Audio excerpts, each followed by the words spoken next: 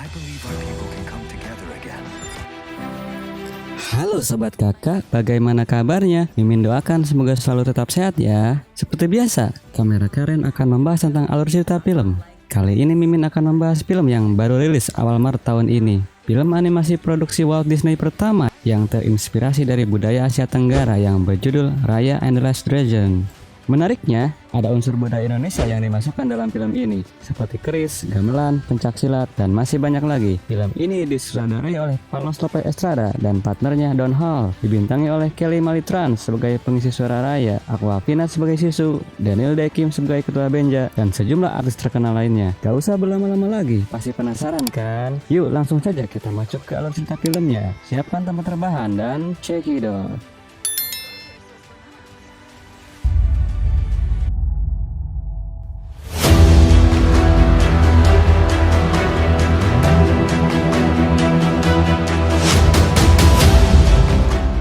Dahulu kala, berlatar tempat di sebuah negeri besar bernama Kumandra, saat manusia dan naga hidup secara harmonis. Di mana para naga bisa mendatangkan air, hujan, dan kemakmuran. Suatu hari, datanglah Drun, wabah yang lahir dari perselisihan manusia, menyerang Kumandra dan mengubah semua makhluk menjadi batu, termasuk para naga. Namun ada satu naga yang tersisa bernama Sesudatu. Dia menggunakan sihir terkuatnya dan menciptakan sebuah kristal permata sihir untuk memusnahkan para Drun dan menghidupkan kembali semua orang. Tapi naga-naga yang lain tidak bisa kembali seperti semula. Kemudian Sesudatu pun menghilang ke sungai dan tak diketahui lagi lokasinya. Dan yang tertinggal hanya permata sihir milik Sisu. Namun para manusia malah berlomba untuk mendapatkan permata sihir tersebut. Akibatnya, negeri Kumandra terpecah dan rakyatnya saling bermusuhan, menyerang satu sama lain. Kemudian, permata sihir itu disembunyikan oleh suku yang bernama Hati. 500 tahun kemudian, dunia telah hancur dan tandus. Drun telah mengubah rakyat menjadi batu, dan rakyat yang tersisa hidup dalam ketakutan. Disinilah cerita dimulai. Cerita diawali saat Raya masuk ke ruangan penyimpanan permata sihir bersama temannya, seekor terenggiling bernama Tuk-Tuk. Dia masuk ke lorong yang penuh jebakan. Lalu mereka sampai di pintu batu. Kemudian Raya membuka pintu dengan kedua tongkatnya. Pintu pun terbuka dan Raya menaiki tangga menuju altar yang menyimpan permata sihir yang menyala biru. Namun ada keanehan, kayak di sana bergerak naik, bukannya turun ke bawah altar, seperti ditarik oleh medan energi. Raya mengendap melihat situasi dan berpikir, sepertinya terlalu mudah mengambil permata itu. Namun tanpa diduga, ketika Raya hendak mengambil permata tersebut, tiba-tiba dia dihadang oleh Ketua Benja. Mereka pun bertarung. Ketua Benja mengatakan Raya tidak akan mampu menginjakkan kaki ke dalam lingkaran permata naga, bahkan satu jari pun. Setelah mereka bertarung, tongkat Raya dipukul oleh Ketua Benja sehingga terpental, dan Ketua Benja tersenyum menang dan mengatakan bahwa Raya tidak akan bisa menyentuh satu jari pun. Raya kalah, namun tanpa diduga ternyata Raya menempelkan jempol kakinya ke batu lingkaran permata naga. Ternyata Raya berhasil. Ketua Benja ternyata adalah ayahnya Raya dan Raya lolos tes. Ketua Benja memanggil Raya si Embun. Ketika Raya melihat permata naga, Raya dan Ketua Benja menghormat ke permata naga yang dianggap roh Sesudatu, sang naga terakhir. Dan air yang diguyur ke rambut Raya terlihat terbang ke arah permata. Mereka berdua berjanji untuk menjaga permata itu.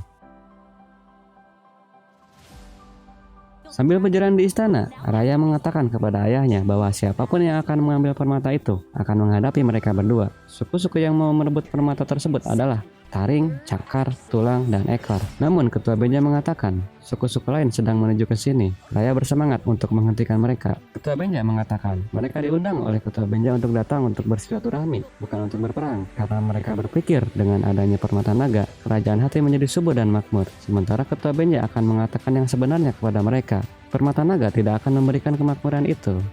Seperti dulu, Kumandra pernah bersatu dan Ketua Benja berharap mereka akan bersatu kembali. Lalu datanglah hari perkumpulan itu. Para suku menunggu di depan kerajaan Hati. Ketua Benja dan Raya menyambut mereka. Pertemuan terlihat tegang. Kemudian Ketua Benja mengucapkan selamat datang dan sedikit berpidato. Dia mengatakan, semoga kita bisa bersama kembali menjadi Kumandra. Namun semua suku berkata, kami ingin permata itu. Kumandra tidak mungkin bisa bersatu lagi. Dan mereka mengatakan, itu hanyalah dongeng. Setelah terlihat tegang, Raya melihat kerajaan Taring membawa anak kecil. Lalu Raya mendekati mereka dan mengatakan, siapa yang lapar? Mereka mengacungkan tangan. Kemudian anak kecil dari kerajaan Taring menghampiri Raya. Anak itu bernama Namari. Ternyata mereka sama-sama menyukai segala sesuatu yang berhubungan dengan naga. Terlihat Namari memakai kalung naga Sisu. Kemudian mereka pun makan-makan di dalam. Namari mengobrol dengan Raya. Namari mengeluarkan peta dan menceritakan saat Drun dibunuh oleh si Sudatu, kemudian naga itu jatuh ke dalam air dan berenang ke hilir sungai. Namun tidak tahu sungai yang mana karena terdapat banyak ratusan sungai di kerajaan Kumandra. Mereka berdua mempunyai impian yang sama, yaitu ingin mengembalikan naga kembali ke dunia agar Kumandra kembali damai. Setelah itu, Namari memberikan kalung Sisu kepada Raya sebagai hadiah persahabatan. Raya berterima kasih dan membawa Namari ke atas bukit. Ternyata Raya membawa Namari ke altar tempat penyimpanan permata naga. Namari pun menghormat ke permata itu dan merasakan roh Sisu. Namun tanpa diduga, Namari menendang Raya dari belakang dan mengatakan dia mempunyai tugas dari suku Taring untuk mengambil permata itu. Akhirnya mereka bertarung. Terlihat Tuk-Tuk membantu Raya, namun Namari menendangnya. Raya berhasil melumpuhkan Namari, namun Namari melemparkan suar kembang api peringatan. Sementara di Istana Hati, Ketua Benja dan Ketua Taring bernama Virana melihat suar di atas bukit, dan segera Ketua Virana keluar dari perjamuan tersebut. Ketua Benja terlihat khawatir. Ternyata di altar itu, Raya dikepung oleh para prajurit Taring. Sebelum para prajurit menyerang Raya, ayahnya turun dari cerbong altar menggunakan senjata keris yang bisa menjadi tali dan menyerang para prajurit Taring. Namun ternyata semua suku mengetahui lokasi tersebut. Mereka berdatangan dan ingin menguasai permata tersebut. Ketika Ketua Benja mengatakan terakhir kalinya bahwa kita harus berdamai membangun dunia lebih baik, tanpa diduga di belakang para prajurit terlihat pemanah yang memanah Ketua Benja, dan Ketua Benja menepisnya. Sayangnya anak panah mengenai kaki kanannya. Ketua Benja pun terjatuh dan serentak semua suku berlomba merebut permata tersebut dan mengakibatkan permata tersebut jatuh dan pecah terbagi 5. Altar gua bergerak dan retak, terjadilah gempa dan batu-batu berjatuhan. Mereka semua kaget. Kemudian Drun pun datang menyerang mereka, mengakibatkan beberapa orang menjadi batu. Namun Ketua Benja mengambil serpihan permata itu dan melawan Drun. Akhirnya semua suku menyadari masih ada kekuatan sihir di pecahan permata itu, dan setiap suku mengambil satu pecahan permata. Para suku kabur meninggalkan Ketua Benja dan Raya di dalam altar tersebut. Namun karena Ketua Benja terluka kaki kanannya, dia tidak bisa berlari cepat, sementara Raya menuntunnya. Beruntung ternyata Drun takut air, sehingga mereka memiliki kesempatan untuk lari menuju sungai di bawah bukit. Semua suku berlarian ketakutan karena Drun terus mengejar mereka. Setiap orang yang dilewati Drun berubah menjadi batu. Ayah Raya tidak mampu berjalan cepat, sementara Raya tidak mau meninggalkan ayahnya. Ayahnya pun berkata, masih ada harapan di dalam permata ini, dan mengatakan kepada Raya bahwa dia mencintainya. Kemudian dia melempar Raya yang memegang pecahan permata ke sungai di bawah. Terlihat ayah Raya diserang Drun dan berubah menjadi batu. Raya terombang-ambing di sungai itu dengan kesedihan yang mendalam. 6 tahun kemudian, seorang gadis remaja melewati padang tandus yang merupakan kerajaan negeri Ekor. Dia menaiki terenggiling besar, sementara di sekitar situ terlihat banyak patung batu. Ternyata gadis itu adalah Raya. Terlihat Drun menyerang Raya dan Raya melawannya dengan pecahan permata. Kemudian Raya menuju sungai kering di bawah karena dia percaya pada peta yang dia curi dari Namari bahwa ada naga yang bersembunyi di antara sungai, dan di sini adalah sungai terakhir. Setelah sampai di sana terlihat kapal karam. Kemudian Raya masuk ke dalam celah kapal tersebut dan berdoa di sana, berharap di sungai ini Sisu berada. Setelah lama dia mencari semua sungai. Saat Raya mengucapkan mantra, tiba-tiba air sungai bergerak naik dan membentuk pusaran air. Asap biru keluar dan muncullah naga. Naga tersebut terlihat seperti unicorn biru yang lucu. Dia memanggil-manggil saudaranya, kemudian memeluk Raya. Karena sudah 500 tahun dia terjebak di sungai itu, dia terlihat lapar dan mengambil makanan yang Raya bawa. Makanan itu adalah dendeng nangka hasil buatan Raya. Raya terlihat bahagia dan menanyakan, apakah Sisu bisa membuat kembali permata yang sudah pecah? Sisu terlihat kecewa karena selama 500 tahun dia tertidur.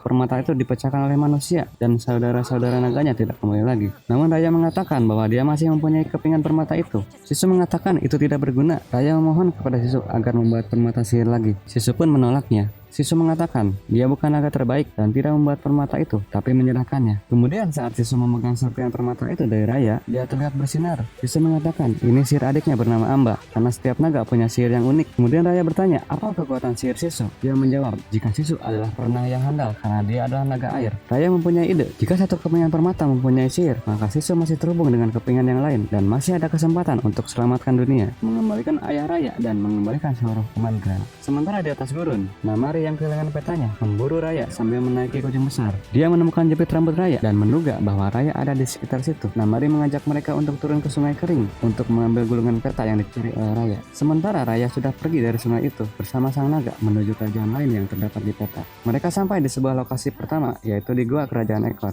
Saat mereka masuk menuju gua, banyak jebakan di sana. Dengan lincah, Raya dan Sisu masuk melewati jebakan tersebut. Sisu dengan mudahnya masuk karena dia adalah perenang yang handal. Di dalam, mereka menemukan serangga Tun and Boom yang jika mereka dipegang maka serangga itu akan meledak. Kemudian mereka masuk ke gua setelah melewati serangga tersebut. Di tengah ruangan gua, di sebatang pohon, mereka melihat tengkorak yang memegang serpihan permata. Ternyata itu adalah ketua suku ekor yang berkomitmen untuk menjaga serpihan permata tersebut sampai mati. Raya melompat melewati jebakan dan dengan hati-hati mengambil serpihan permata tersebut. Setelah Sisu memegang permata itu, sihir pun bekerja dan Sisu berubah menjadi manusia. Sisu mengatakan ini adalah sihir kakaknya bernama Prane, sihir pengubah bentuk.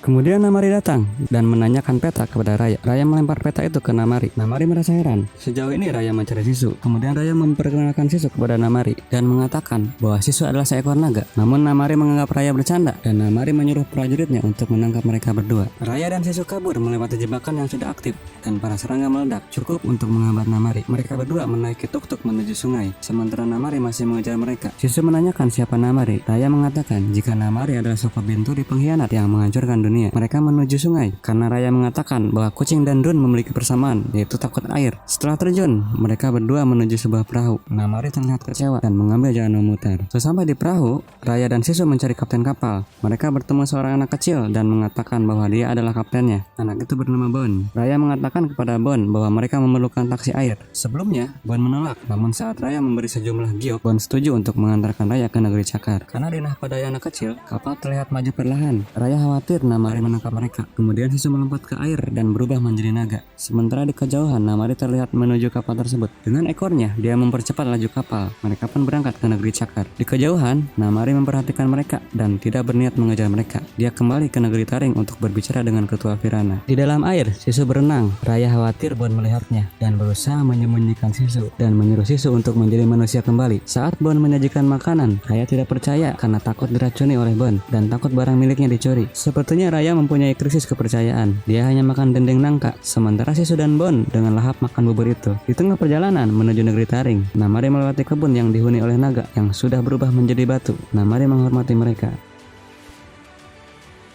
Malamnya, saat Raya dan teman-temannya melewati hutan, terlihat di pinggir sungai, Drun mengancam. Itulah sebabnya Bon tidak pernah turun dari perahu. Saat Bon menanyakan apa itu Drun, Sisu menjelaskan bahwa Drun adalah wabah yang lahir dari perselisihan manusia. Mereka adalah kebalikan dari naga yang membawa air untuk kehidupan, sementara Drun adalah api. Mereka semua sedih karena Drunlah yang merenggut keluarga mereka. Saat mereka sampai di negeri Cakar, Bon menawarkan akan mengantarkan mereka kemana saja, asal dengan bayaran. Sementara, terlihat penduduk di sana membangun rumah terapung di atas air agar terhindar dari serangan Drun. Ketua negeri Cakar bernama Danghai yang terkenal kejam. Mereka berencana mengambil serpihan permata darinya. Saat Raya akan turun demi keselamatan Sisu, Raya menyuruhnya untuk tetap di perahu bersama Bon. Walaupun Sisu ingin ikut, Raya menolaknya. Di tengah perjalanan, Raya dialihkan oleh bayi perempuan mungil, sementara 3 ekor kera putih mengambil serpihan permata di tas Raya. Dan bayi tersebut kabur setelah menendang Raya. Dia kabur bersama ketiga ekor keranya. Raya kemudian mengejarnya. Sementara di perahu, Sisu khawatir dengan Raya. Dia hendak menyusul Raya untuk menyarankan memberikan hadiah kepada Danghai sebagai pertukaran permata. Namun Sisu tak punya uang. Bon mempunyai ide agar Sisu berhutang saja untuk mendapatkan barang. Akhirnya Sisu setuju dan turun dari perahu, kemudian mengambil barang sesukanya dan mengatakan kepada penjual bahwa dia berhutang. Setelah terkumpul banyak barang, para penjual di pasar mengepung Sisu. Karena Sisu tidak mengerti dengan konsep hutang, para penjual menganggap Sisu mencuri barang tersebut. Sisu keceplosan membicarakan tentang serpihan permata naga. Tiba-tiba, seorang nenek tua menyelamatkan Sisu. Di lokasi lain, Raya masih mengejar bayi pencuri tadi dan berhasil dikepung bersama tuk-tuk. Dan akhirnya, Raya pun berhasil mengambil permatanya kembali. Anak kecil itu terlihat kecewa, namun Raya merasa kasihan melihat anak kecil itu. Kemudian mempunyai ide untuk menggunakan jasa mereka. Scene berikutnya, anak kecil itu menghibur penjaga di markas Danghai untuk mengalihkan perhatian. Sementara Raya mengendap naik ke atas markas Danghai. Di atas, Raya bertemu dengan si pengantar bunga. Sementara Danghai sudah menjadi batu dan serpihan permata sihir tidak ada padanya. Si pengantar bunga menjelaskan bahwa ketua sudah diganti oleh yang baru, yang terkenal kejam, dan permata tersebut ada padanya. Di tempat lain, Sisu dan nenek tadi terlihat ngobrol sambil mengatakan bahwa Danghai ada di suatu lokasi di belakang kota. Lalu nenek tersebut membuka gerbang dan menyuruh Sisu untuk mencari Danghai di dalam. Namun Sisu dijebak karena dia hanya melihat hutan dan banyak patung batu. Sementara di luar gerbang, nenek tersebut memegang serpihan permata. Drun pun datang dan nenek tersebut menanyakan di mana sisa pecahan permata lainnya kepada Sisu. Saat gerbang hendak ditutup, datanglah Raya bersama tuk-tuk merebut mengambil pecahan permata tersebut dari si nenek dan memberikannya kepada Sisu. Kabut tebal keluar dari tubuh Sisu dan Sisu mengatakan itu adalah sihir dari adik lelakinya, Jagan. Mereka pun kembali ke perahu. Di perahu, bayi dan keranya makan bubur buatan Bon. Raya mengatakan akan membayar semuanya. Tujuan berikutnya, mereka menuju kerajaan Tulang. Sin berpindah ke kerajaan Taring yang berada di kanal di tengah danau. Ketua Pirana sedang ngobrol dengan Namari. Namari mengatakan bahwa dia bertemu dengan Raya yang sedang mencuri serpihan permata dan Namari akan mencegahnya di kerajaan Tulang. Karena Namari pun ingin serpihan permata itu. Ibunya, Ketua Pirana, setuju dengan ide Namari dan memerintahkan prajurit untuk mendampinginya.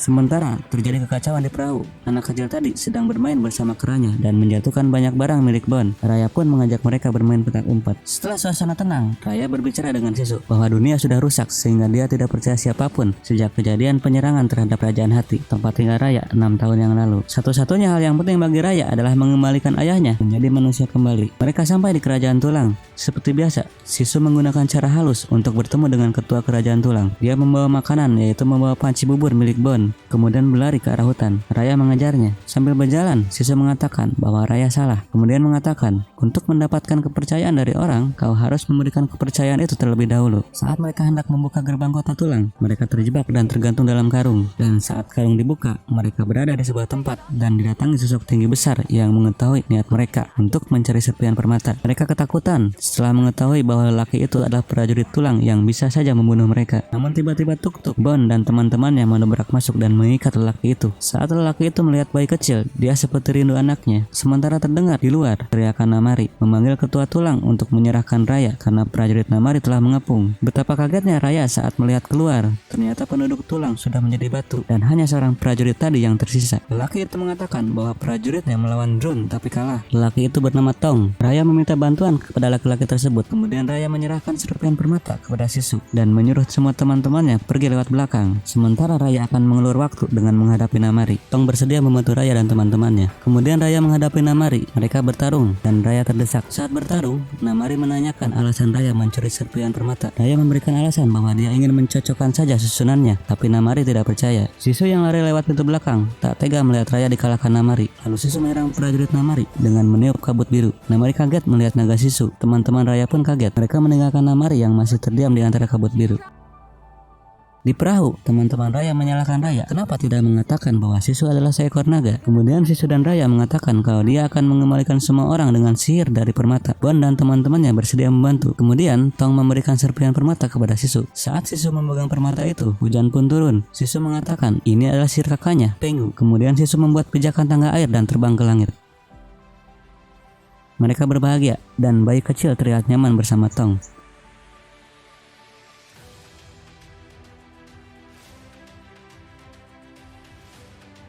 Mereka melanjutkan perjalanan menuju kerajaan Taring. Di perjalanan, mereka menyusun rencana bagaimana cara terbaik untuk masuk ke kanal kerajaan Taring. Bon memberikan ide agar mereka semua saling membantu menyusup dengan kemampuan masing-masing.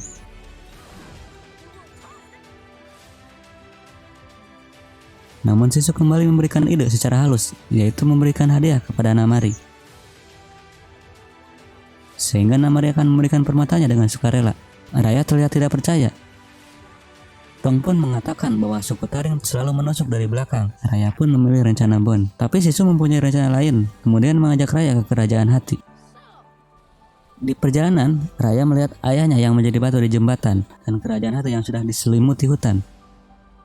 Kemudian Sisu dan Raya menuju altar tempat penyimpanan permata yang sudah rusak dan menyebarkan rumput di sana. Sisu menunjukkan kakak-kakaknya yang sudah menjadi batu dan menjelaskan bahwa disinilah 500 tahun yang lalu semuanya terjadi. Sisu menjelaskan bahwa mereka adalah naga terakhir, sementara naga yang lainnya sudah menjadi batu. Mereka tenggelam di lautan Drun, tapi kakak Sisu yang bernama Pengu menolak untuk kalah dan membuat pertahanan terakhir dengan menyatukan semua kekuatan sihir dan menciptakan permata naga. Permata naga itu diserahkan kepada Sisu, sementara mereka diserang Drun dan menjadi batu. Akhirnya Drun pun kalah setelah gelombang cahaya keluar dari permata itu. Sisu menjelaskan bahwa kepercayaan kakaknya lah yang menguatkan Sisu agar bertahan. Begitu juga Sisu menyarankan agar Raya mempercayai Namari dan bekerja sama, karena Namari pun mempunyai keinginan yang sama untuk menyelamatkan Kumandra. Mereka pun keluar menuju jembatan. Di bawah, di atas jembatan, Raya memberikan bunga kepada ayahnya yang sudah menjadi batu. Raya khawatir ayahnya tak mengenalinya, namun Sisu menjelaskan bahwa ayah Raya pasti akan bisa mengenalinya. Akhirnya Raya setuju dengan rencana Sisu untuk memberikan hadiah kepada Namari. Di negeri Taring, Namari menjelaskan kepada ibunya bahwa dia bertemu dengan naga Sisu. Namun ibunya takut jika semua orang kembali normal, mereka akan menyalahkan negeri Taring atas semua kekacauan ini. Akhirnya mereka berencana menangkap naga Sisu dan merebut kembali serpihan permatanya dari Raya. Malam harinya, Raya berencana akan mengembalikan kalung naga milik Namari. Kemudian anak kecil dan keranya mengantarkan kalung tersebut ke kamar Namari beserta sebuah surat. Raya menunggu tanda dari Namari. Suara kembang api pun datang yang merupakan tanda dari Namari. Kemudian di pinggir danau, Raya bertemu Namari dan mengatakan bahwa Raya menjaga kalung itu selama ini. Sebagai pertukaran, Namari memberikan serpihan permata kepada Raya. Sebelum Raya mengambil permata tersebut, Namari menodong Raya dengan panahnya agar menyerahkan semua permatanya. Sisu mendekati Namari dan membujuknya. Namun Namari terlihat gugup karena tak punya pilihan lain. Saat Namari terlihat menarik busur panah, Raya menyerang Namari dan anak panah menyerang Sisu sehingga Sisu terjatuh ke bawah danau. Sisu pun mati. Semua orang kaget saat Raya terlihat mengejar Sisu. Namari mengambil kembali serpihan permata miliknya yang mulai meredup. Sementara di bawah, air danau terlihat mengering dan drone pun datang dari dasar danau. Raya yang terlihat emosi mengejar Namari dan meninggalkan permata sihir untuk teman-temannya. Sementara Raya pergi menuju ke kediaman Namari. Rakyat Taring berlarian dikejar drone. Sementara Raya yang membawa satu pecahan permata membuat drone menghindarinya. Raya bertemu Namari yang sedang menatap ibunya yang sudah menjadi batu. Mereka pun bertarung. Di bawah, Bon dan teman-temannya membawa masing-masing pecahan permata dan membantu rakyat agar keluar dari kota menuju tempat aman berair. Raya masih bertarung dengan Namari dan menyalahkannya atas kekacauan ini. Namun Namari mengatakan semua itu tidak akan terjadi jika Raya percaya kepadanya, dan Namari mengatakan bahwa Raya pun sama bersalahnya atas kematian Sisu. Raya sadar, kemudian mereka menghentikan pertarungan. Kemudian Raya ingat teman-temannya dan ikut menyerang drone bersama teman-temannya menggunakan permata sihir. Saat mereka akan keluar kota, terlihat Namari ikut membantu, namun Tong masih marah kepada Namari atas kematian Sisu. Lantai tembok runtuh dan menjatuhkan mereka ke bawah tanah. Mereka dikepung drone bersama Namari. Cahaya permata mulai memudar, pertanda bahwa kekuatan sihirnya hampir habis. Saat Raya melihat kalung naga, dia ingat perkataan Sisu. Kita harus saling percaya satu sama lain agar bisa bekerja sama. Raya berencana untuk menyatukan semua serpihan permata. Bon tidak yakin karena Sisu telah mati dan sihir pun tidak akan bekerja. Raya mengatakan, ini bukan masalah sihir, ini masalah kepercayaan. Namun, teman-teman Raya tak mau percaya kepada Namari. Akhirnya Raya terlebih dahulu memberikan pecahan permata kepada Namari. Kali ini Raya mempercayai Namari dan Raya pun menjadi batu. Setelah itu Bon, anak kecil, dan Tong memberikan pecahan tersebut kepada Namari dan mereka semua menjadi batu. Namari yang sendirian kebingungan saat ada celah pintu. Namari hendak pergi, tapi dia teringat pengorbanan Raya. Akhirnya dia mengikuti saran Raya untuk menggabungkan semua serpihan permata. Saat semua permata berhasil digabungkan, cahayanya memudar dan mati. Namari pasrah. Dia bergabung bersama Raya dan teman-temannya. Namari pun menjadi batu. Ketika ruangan menjadi gelap, terlihat titik cahaya berpijar di bola kristal permata itu, dan gelombang energi berpijar ke seluruh kerajaan Kumandra, sehingga drone pun lenyap. Hujan pun turun dan menyapu semua tubuh-tubuh yang tertutup batu. Raya, Namari, dan teman-temannya kembali menjadi manusia.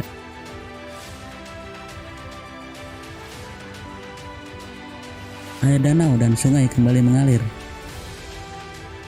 Para naga telah kembali dan mengumpulkan kekuatan untuk menghidupkan Sisu.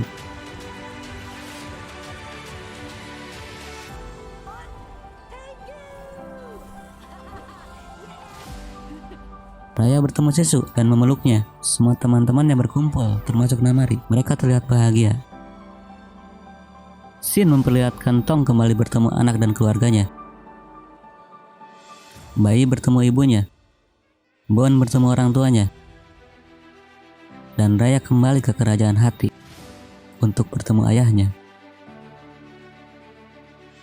Ayahnya memanggilnya Embun. Dia masih mengingat Raya. Ketua Benja bertemu naga Sisu dan menghormat. Sisu mengatakan bahwa anakmu membanggakanmu. Semoga kau tidak keberatan. Dia membawa beberapa teman. Di depan mereka terlihat semua kerajaan datang dan menghormat.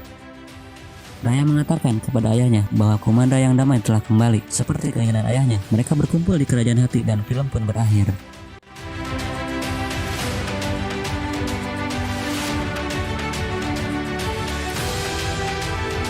Gimana ceritanya sobat? Cukup seru kan? Kita bisa mengambil pelajaran dari film ini, yaitu persahabatan. Dengan banyaknya sahabat, kita bisa memulai petualangan yang seru. Kita harus memahami, sadar, serta mengapresiasi keberagaman budaya, terutama keberagaman budaya negara kita. Untuk menyelamatkan Kumandra, Raya memerlukan kerjasama dengan teman-temannya. Rasa saling percaya adalah hal penting dalam sebuah persahabatan atau menjalin hubungan dengan orang lain. Petualangan Raya dan teman-temannya menyelamatkan negeri Kumandra tentu membutuhkan keberanian. Semoga kalian terhibur. Jangan lupa follow channel ini untuk mendapat update terbaru alur cerita film. Seperti biasa, tulis kritik saran di kolom komentar dan sampai jumpa di konten kami berikutnya. Sebelum berpisah, Mimin akan membuat pantun. Anak naga naik odong-odong. Jangan lupa subscribe-nya dong. See you.